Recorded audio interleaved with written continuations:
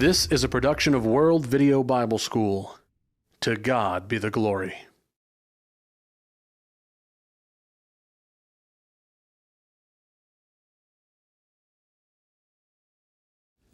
Welcome back in our continuing studies in Old Testament History 4.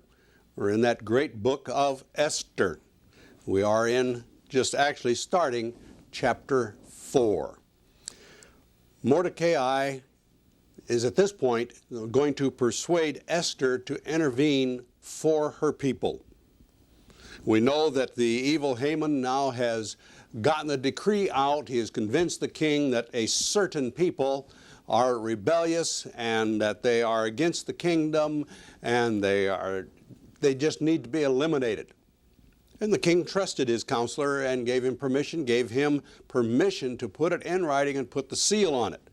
That's it as far as Persian law is concerned. That is set in concrete. That is not changeable. And so Mordecai learns about this, and he comes to the gates of the king, and he is dressed in sackcloth. Well, it's just simply illegal in the Persian Empire to go before the king sad. Now we're going to see this over also in Nehemiah, where he comes before the king, but he's not in sackcloth, he's sad. But here he's in sackcloth, and that's illegal to go into those courts then dressed like this. And Esther is going to be just a little bit concerned about that. Well, he mourns, but he does not enter into the gates themselves. He does not violate the law, even though he is dressed in sackcloth.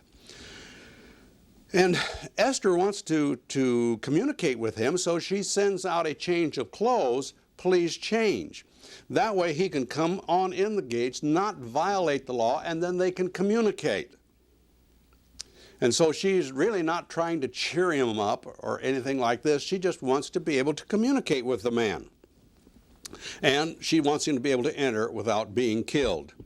And this way she can learn directly what the problem is. She knows he's out there and she knows he's in sackcloth, but what's the problem? She is excluded from all of these functions of the government and everything. She doesn't know what's going on. And so she wants to know, what's the problem with my cousin out here? Why do we have the sackcloth? Why is he in mourning? Why are things bothering him? Why is he perplexed, as you would, like the rest of the Jews in Shushan? What seems to be the situation? And so she wants to learn directly from him. So she sends a trusted man out to find out what is going on.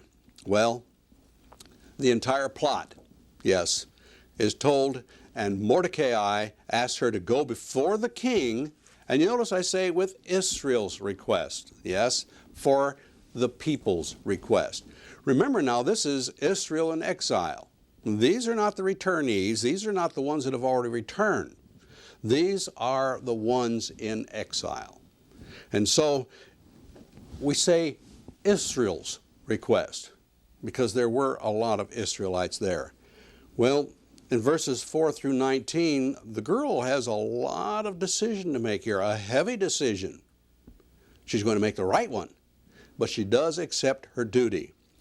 And she declaims to the king, or the country, has but one law for all, high and low, great or small. And what is that? Well, the golden scepter raised to the intruder would spare their life because of that one law. That one law is that all die who come in unbidden. And remember now, she says, I have not been into the king for the past 30 days. He has not called me. I have not been able to go in, and I cannot go in now. If I go now, I forfeit my life unless the king extends the golden scepter to me. And so she has a very heavy decision to make. It's her life. She's taking it literally in her hands. By going before the king uninvited, it's a life and death situation that she's going to have to walk into. That's an awful heavy thing to ask a person to do, isn't it? That's a very great decision. Well, looking into the verses, he makes a response to her. And he says in verse 14, it's a beautiful verse. Verse 14, "For if you remain completely silent at this time," he tells her, "and the deliverance will arise for the Jews from another place. But," always seems to be a but, doesn't there? "But you and your father's house will perish. Yet who knows whether you have come to the kingdom for such a time as this?" And again, many people just read over this word kingdom and they don't realize what's being said here. It's not talking about the kingdom of God, it is talking about the kingdom of Persia. He's saying, how do you know but what you haven't become queen? You have not become royalty, but for just this time. What's he saying? He's saying God's providence may have just put you here and you are queen, just so that you can save his people, your people. And he also says, do you think that you here in the palace will be exempt from this law? No way. No way. You and your father's house will perish. And so he makes it very clear to her what the choice is. And she then accepts it. And so she sends a message back to Mordecai, and she said, you go back and you tell the rest of the Jews that you fast for 3 days and 3 nights. No food, no water, you do a hard fast. And me and my attendants, we will do the same. And then I will take my life and I will put it in my hands and I will go before the king. I will go for my people. What a wonderful girl this is. What a wonderful lady to take and know a responsibility so much greater than just her own life. Well, she is going to let God's providence take care of itself. She is placing everything in his hands. And pray. Oh, pray. Fast and pray. Fast and pray. You know, you can pray without fasting. Yeah, you can do that. But I promise you, friends, you cannot fast without praying. You cannot fast without praying. It's just a simple thing. We pray, and we should pray all the time. We should pray without ceasing. That means we should set aside times, and we should have regular prayer times, and we should have special prayers as we go along. But you can do that without fasting. But when you've got a problem in the church, you've got a problem at home, you've got a problem in the family, something needs to be taken care of, it does not hurt, my friends, to fast and dedicate that time and that energy to the Lord to help solve the problem, to think through it seriously. But I promise you, from personal experience, you cannot fast without praying. The two just simply go together. Well, we know in chapters 5 through 7 that Esther has success. God working through this young lady. She makes her entrance and she goes into the outer court, and the king is able to see her through from where he is sitting on his throne, and she pleases him, and he holds out the scepter to it, and she goes up and touches it, acknowledging that he has granted her life. She touches the top. And usually this was with a kiss showing homage to the king and to the kingdom. And rightfully so now, he makes an assumption. He assumes she has a request. And since she has taken such a drastic action to see him, she brought herself into this life and death situation. He knows that. He extended the scepter, and he's no dummy. He knows if she's done that, there is something heavy on this girl's heart, that he really needs to hear what her request is. Well, she makes an invitation. She says, you come to a little feast, a little party that I'm having, and you bring Haman along with you. He's included in the invitation. This is called a wine banquet in the Scripture because it is a festive, it's a light sort of thing. It's a joyous time. And he comes to the banquet, and Haman does, and he repeats an offer that he had made before.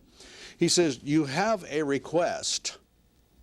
Tell me, and up to half the kingdom it's yours." And she says, "Well, if I find favor, come to this little party I'm having." And they do.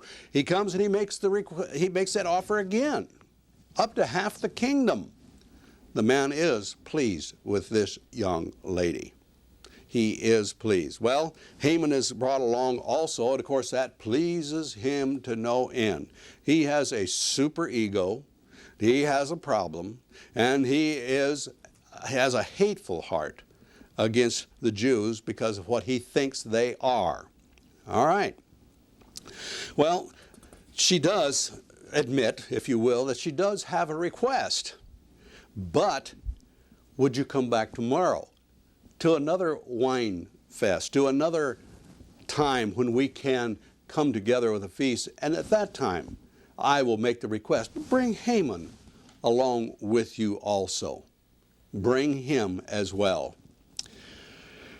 Well, Haman's on his way out from the first feast, and he is just flying high. His ego has been flattered. He's so excited. And he goes out, and who does he see? Mordecai. Here he is. He is not going to bow down to him. He's not going to give him honor. And here he comes from these very heights down to a low. You know, there's really not a whole lot of difference between those. It's as a short step from the peaks of joy to the depths of depression. Think about that. It's been in your life. I know it has been in mine. Things are going so well along and everything and all of a sudden something cracks. The bottom falls out of everything and depression sets in immediately. It just seems that you can go from one extreme to the other just in a twinkling of an eye, just a flash of a second. And that's what happens to this man. He is so happy and he's going out and he looks there and here's this man that will not give him honor. And he just goes down. And he has to do something about it, so he seeks counsel. He seeks it with his wife and with others. And so he talks about that with them. He's just never satisfied with what's going on around him. Look at verse 13 now here in this chapter. "Yet all this avails me nothing, so long as I see Mordecai the Jew sitting in the king's gates." He's never, ever satisfied. Now here, he's just been to this feast, and now he comes out, and he's not satisfied. Here's this Jew, and he is not giving him the respect that he feels that is entitled to. And so he is all the way down in the depths. My friends, there's a lesson here for you and me about hate. When you hate someone, they own you, my friend. They own your thoughts. They own your sleep.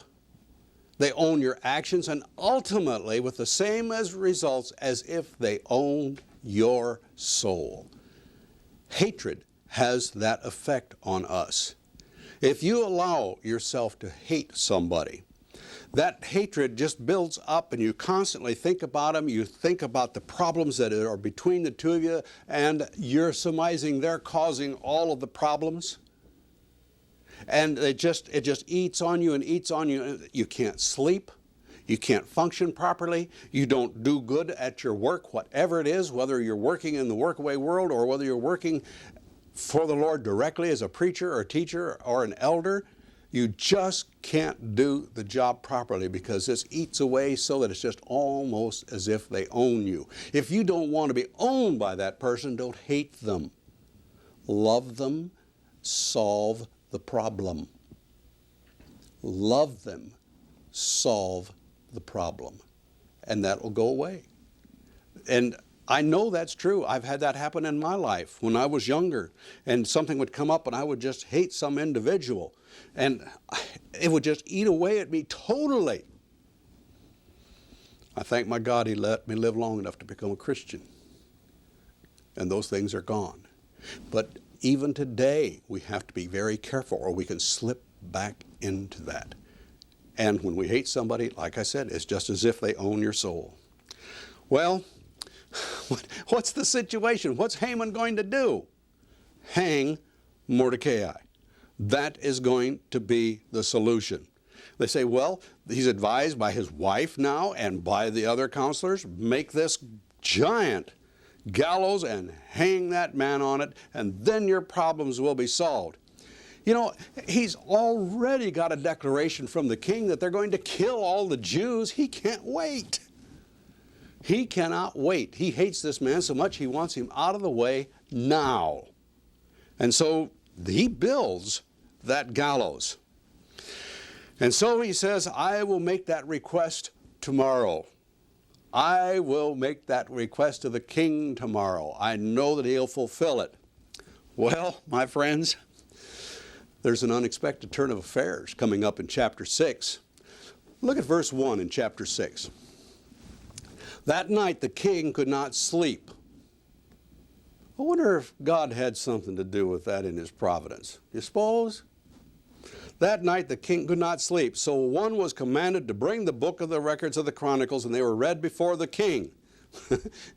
You've tried it before. If you couldn't sleep, what you do? You read, you go to sleep, right? Well, they just happened to read where Mordecai had done this great thing for the king and solved an insurrection, these two men that wanted to kill him.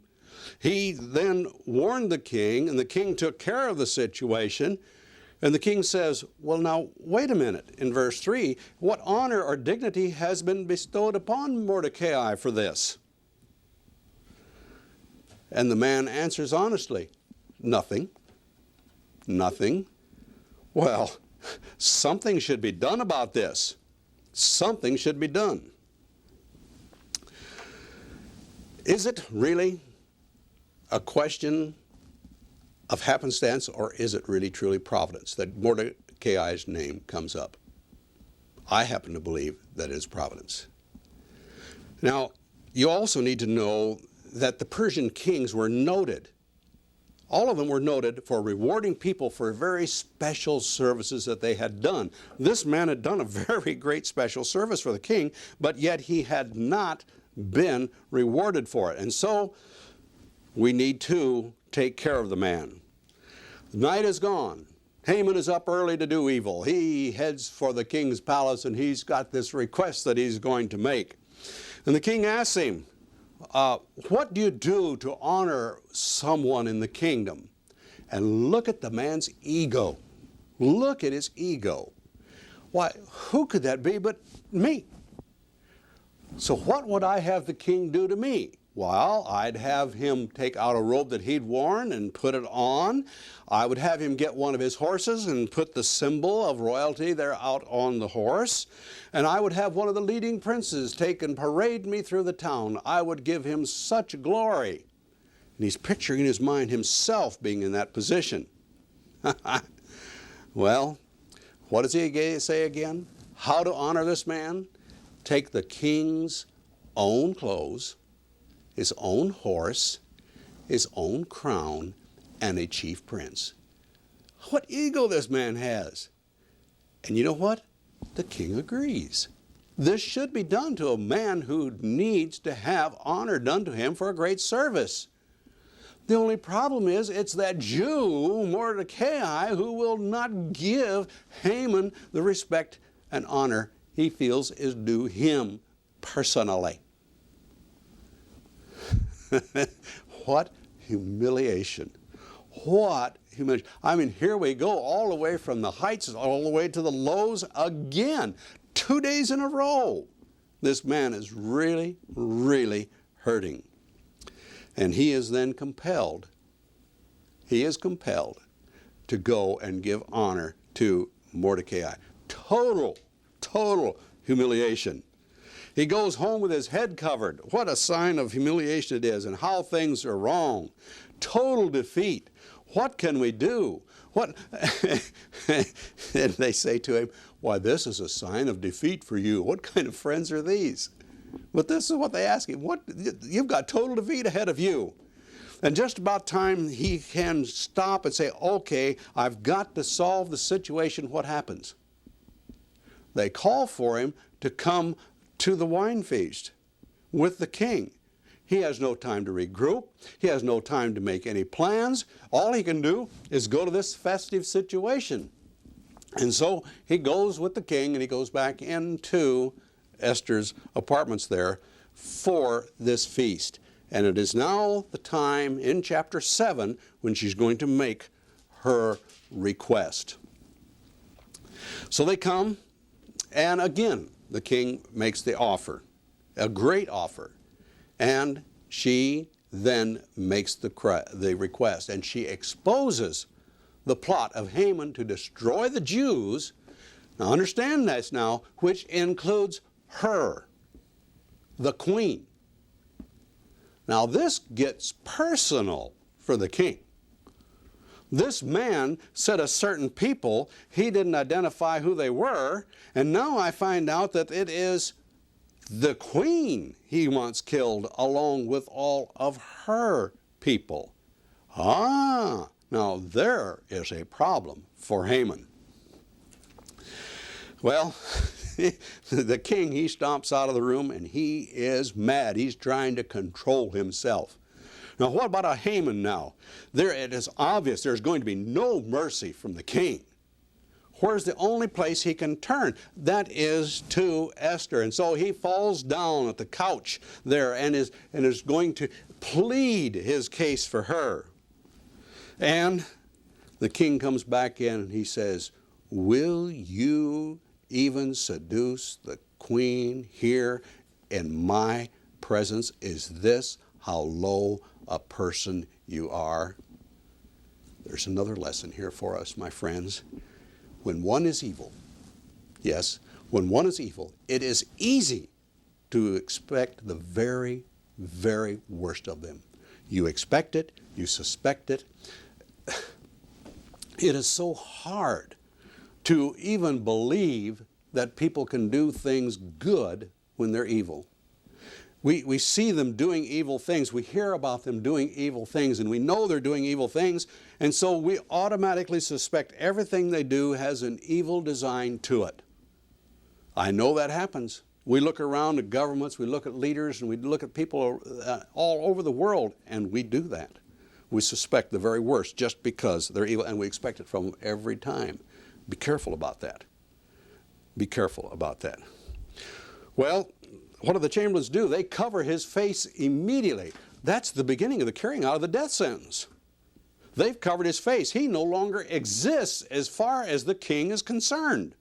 The man is gone. The man is done. It is all over with. His face is covered. The man's judgment has just been placed upon him. In verses 9 and 10 now, the eunuchs remind the king again of Mordecai's goodness and tell him of the gallows that Haman has built. And what then is the solution? Hang him according to his own scheme and his own method. What a turn of events. We've seen Haman go from a high to low in one day, high to a low in the next day, and here he comes out of that into another high that day, and all of a sudden the whole world, as it were, crumbles under the man. Everything is wrong, and the veil is placed over his face.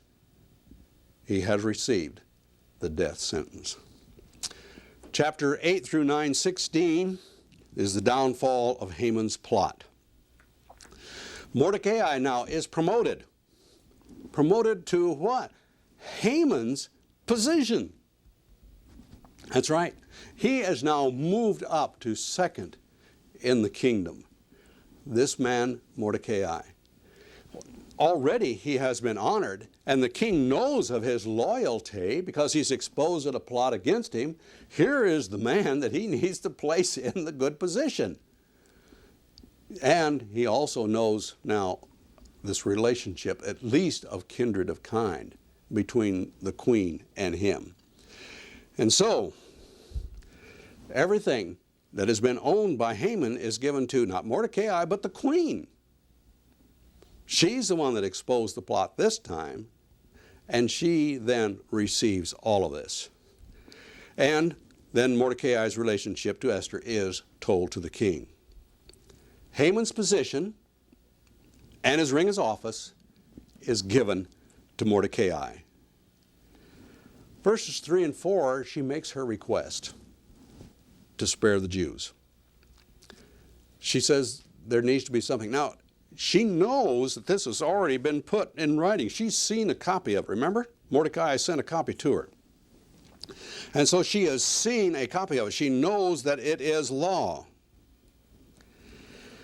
And so she wants to spare the Jews.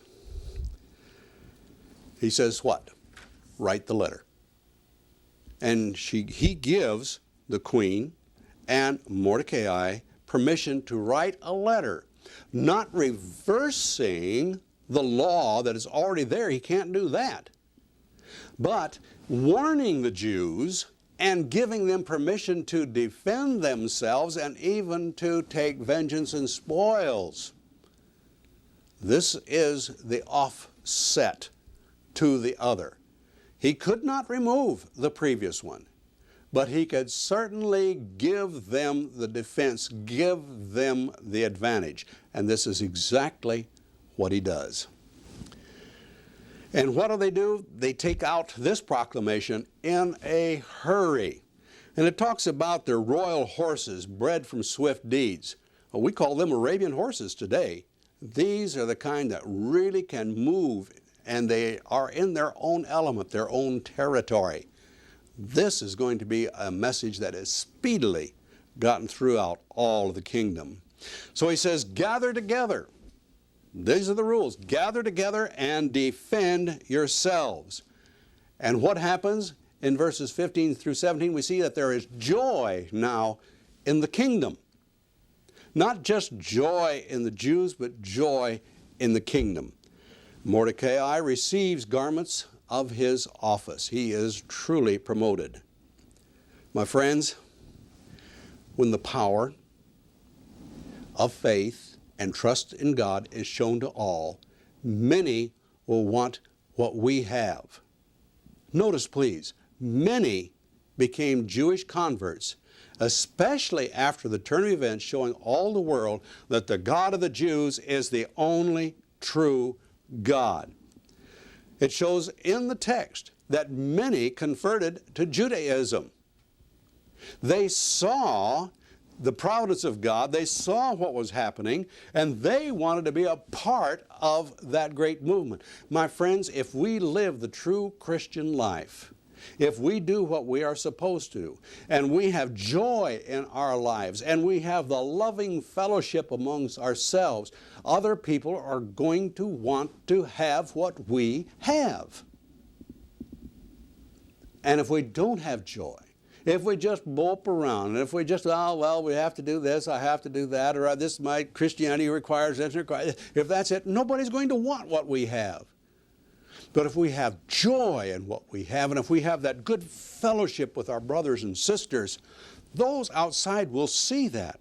They'll see our honesty in business dealings. They'll see that the way we do and take care of those around us, especially of our own, but even widows and orphans, they're all taken care of. People are going to want what we have.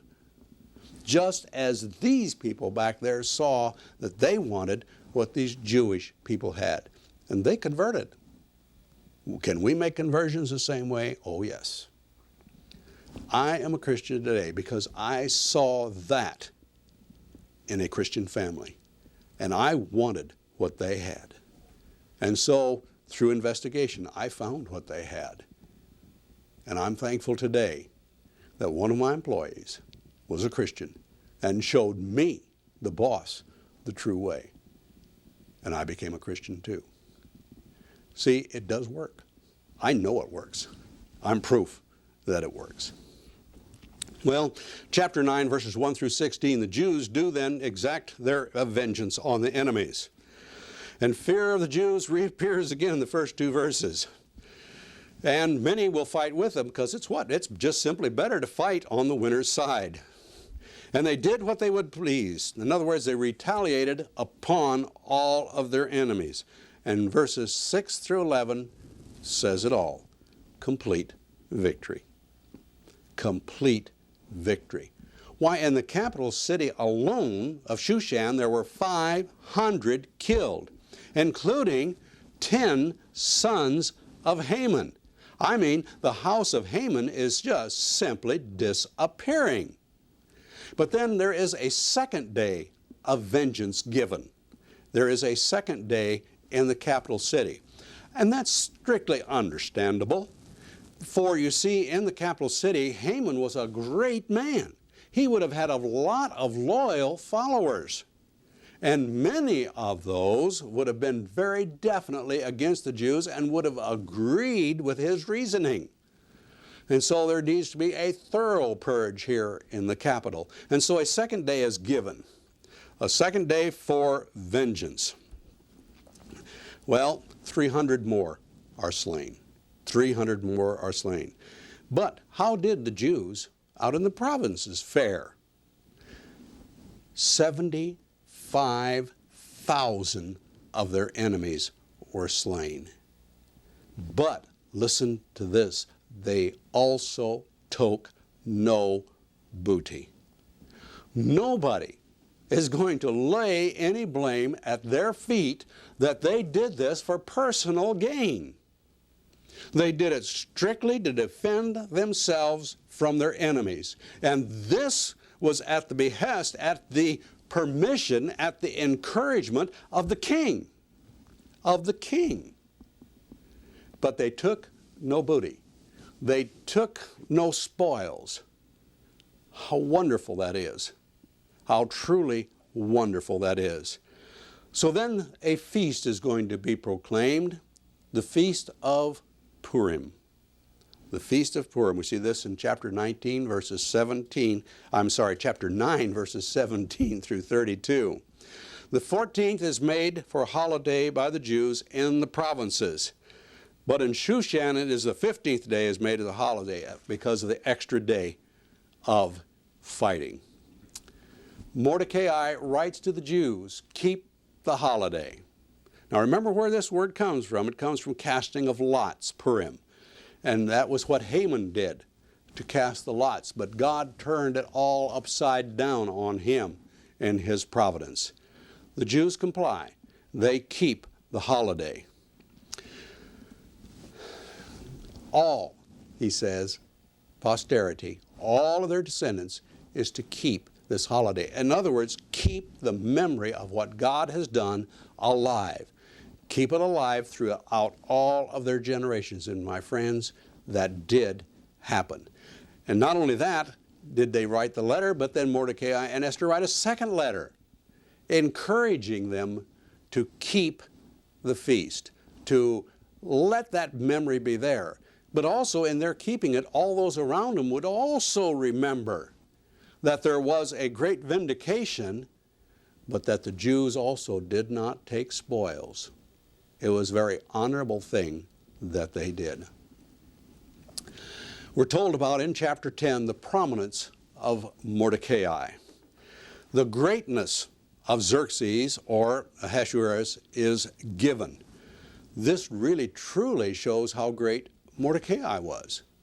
For the greater we see the king, how much greater the man that is next to him. If he is greater, that man follows him up in greatness. And so by showing the greatness of the king himself, we show the greatness of Mordecai. My friends, he closes the book. Mordecai wants to seek the good of the people. This is what he wants to be remembered by. I read verse 3, chapter 10. For Mordecai the Jew was second to King Ahasuerus, and was very great among the Jews, and well received by the multitude of his brethren, seeking the good of his people, and speaking peace to all of his kindred. Seeking peace, seeking good for himself and for God's people. And incidentally, my friends, that would also be for the Persians, seeking their good as well, because he is second to only the king and all of the kingdom. So we see in this beautiful story, just like we saw about Joseph back in Genesis, this beautiful story, this relating of the facts of this young lady, brought to royalty, brought to be queen of this great empire with 127 provinces, who then understands her responsibility, takes that responsibility in hand, goes before the king, knowing it's a life and death situation for herself personally.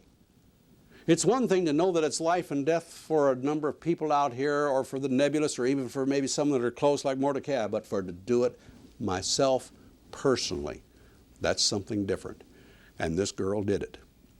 You and I may never be called on to make that decision, to make that sacrifice. But John tells us in his letters that we need to love the brethren, even unto death. God so loved the world that he gave his only begotten Son. John 3:16. Let me read to you 1 John 3:16. By this we know love, because he laid down his life for us, and we also must or ought to lay down our lives for the brethren. You see, John 3:16 tells us of the love of God. 1 John 3:16 repeats it and says that love needs to be in our hearts also. We need to love God and our brethren so much that our lives are nothing. Our lives are nothing. We should give it for our brethren. And this is what Esther was willing to do. As I close out Esther, and before we come back to Ezra, I ask you the question: do you love enough? Do you love the Lord enough? Do you love your brethren enough? We close with that.